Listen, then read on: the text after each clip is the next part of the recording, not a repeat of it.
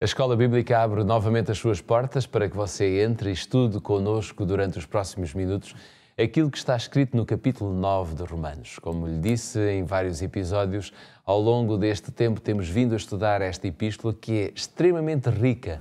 Paulo, enfim, não é apenas um bom escritor, ele recebeu de Deus muita informação, muitas ideias que nós temos que as aprender e temos que as colocar em prática. E por isso mesmo temos vindo a gastar o nosso tempo, espero eu, da sua parte também, um tempo bastante útil para que a nossa edificação espiritual possa ser cada vez mais constante e mais próxima do projeto de Deus. Para nos ajudar diariamente temos o pastor Pedro Esteves. Olá Pedro, voltamos a estar juntos aqui na Escola Bíblica e vamos abrir a Palavra de Deus, mas antes qual é o sumário de hoje? Verdade, e vamos continuar na Palavra de Deus, no capítulo 9 de Romanos, hoje para continuarmos, aliás, a analisar como a vontade de Deus, que é uma vontade soberana, é ao mesmo tempo ou é conciliável com as escolhas que cada indivíduo faz. Vamos ver tudo isso nos próximos minutos, mas antes convido a abrir a sua Bíblia, se a tiver, ou então a seguir a nossa leitura.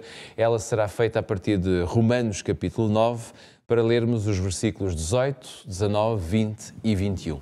Vamos então abrir a nossa Bíblia, ler aquilo que está escrito. Logo, pois, compadece de quem quer e endurece a quem quer. Dir-me-ás então, porque se queixa ele ainda? Porquanto quem resiste à sua vontade? Mas, ó homem, quem és tu que a Deus replicas? Porventura, a coisa formada dirá ao que a formou, por que me fizeste assim? Ou não tem o oleiro poder sobre o barro para da mesma massa fazer um vaso para honra e outro para desonra? Ó Pedro, ao lermos esta passagem, e nesta passagem, sobretudo quando eu a leio, parece haver aqui quase como que um certo mistério da parte de Deus, de como Deus age e nas escolhas que Ele faz. Concordas comigo ou não? Ou que há mistério na maneira como Deus age, para nós como seres criados e criaturas de Deus, forçosamente há mistério. Isto não quer dizer que nós, que somos seres por Deus, aliás, dotados de inteligência e capacidade de razão, nós buscamos compreender até aquilo que nos é impossível de compreender. Portanto, há mistério, sem dúvida, mas acredito que há resposta.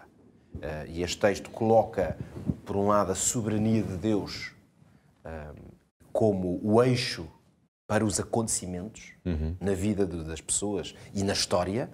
E aqui mesmo o apóstolo, claro, está a fazer também referência a escolhas feitas por Deus no passado, na história de Israel. E por isso eu digo, a soberania de Deus é o eixo principal. Claro. É preciso confiar nisso. Claro. Mas a verdade é que talvez um ponto de partida seja aquilo que o profeta Isaías nos diz, um texto, aliás, que nós trazemos aqui para a nossa reflexão, apenas para memória, porque é um texto muito conhecido, com certeza, da maioria dos que estão connosco.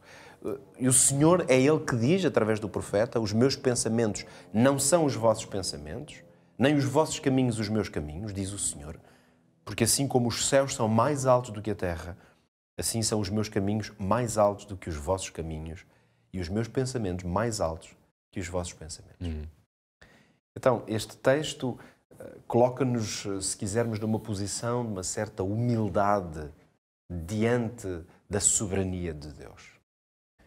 Revelando, de certa forma, revelando-nos que o que está em causa não é o facto de que Deus faça escolhas arbitrárias ou usa a sua vontade como uma espécie de Deus tirano, está em causa e é isto, que nós não somos muitas vezes capazes de compreender a vontade de Deus. É por isso que eu considero que, antes de avançarmos nesta reflexão, um ponto de partida importante para compreender algumas destas afirmações de Paulo é de que há uma distância muito grande entre aquilo que nós somos capazes de compreender e aquilo que Deus faz.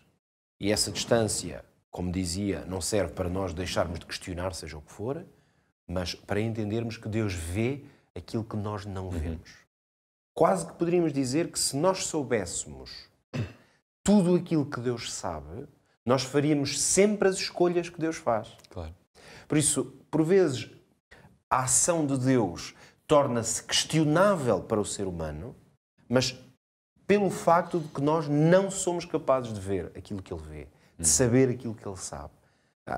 Costuma usar-se a expressão, não é? Que Deus conhece o fim desde o princípio. E nós nunca conhecemos o fim.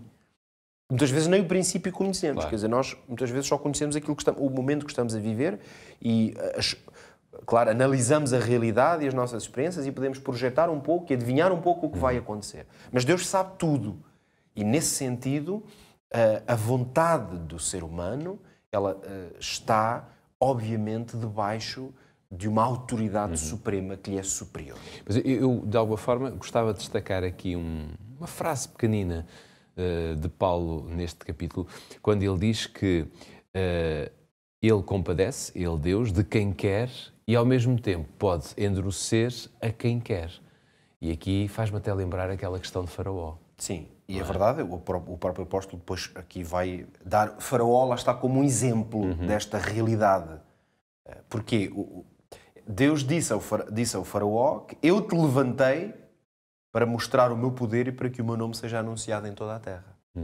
O que quer dizer que, vamos entender isto, a leitura que poderia ser feita disto é acreditar fielmente no que está, ou mesmo a duvidar, quem quisesse pôr em causa, seria dizer, bom, nesse caso então o Faraó não tinha livre-arbítrio, o Faraó não tinha capacidade de escolha.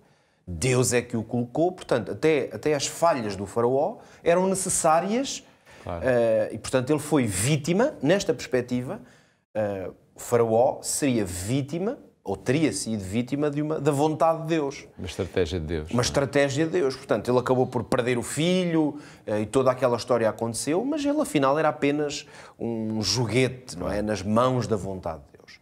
Então, a conciliação entre estas duas coisas é muito interessante de se fazer.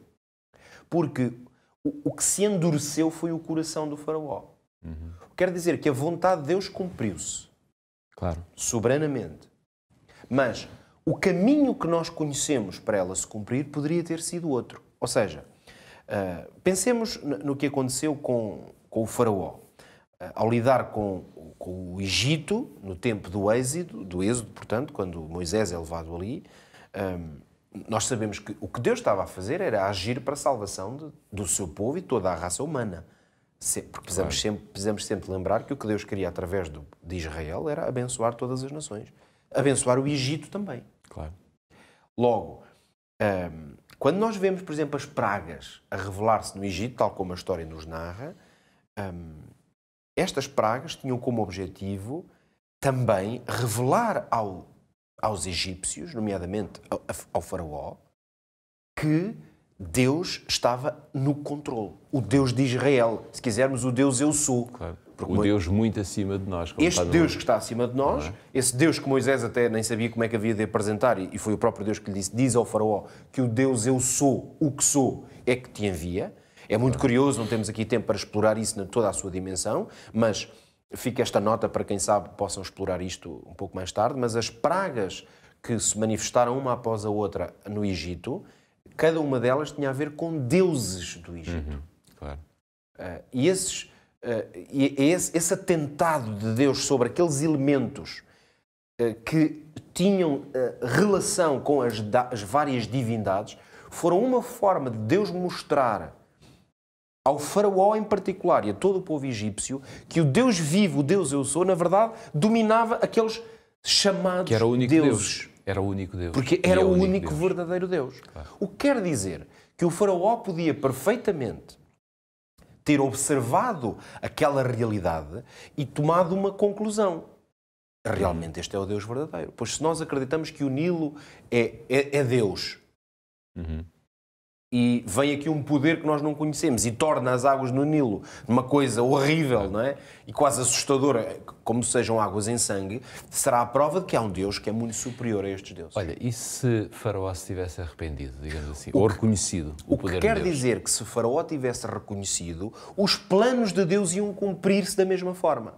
Por isso, quando o apóstolo diz que Deus, se quiser, endurece o coração, é no sentido que os planos de Deus executam-se sempre. Aliás, lembremos, e terminamos com isto, Nabucodonosor, ou o que aconteceu em Nínive quando Jonas levou uma mensagem de destruição. O que é que aconteceu? Os homens, inclusive as autoridades de Nínive, o que é que fizeram? Arrependeram-se. Tanto que Jonas até ficou... O Jonas, neste caso, é que ficou aborrecido, claro, porque ele pensou que eles nunca se arrependiam e, portanto, Deus destruiu-os. Nesse caso, o que é que diríamos? Que Deus endureceu o coração dos ninivitas? Não, que Deus enviou-lhes uma mensagem. Se o coração deles tivesse endurecido, o plano de Deus ia executar-se e eles seriam destruídos. Temos menos de 10 segundos para o Aprende Fazendo.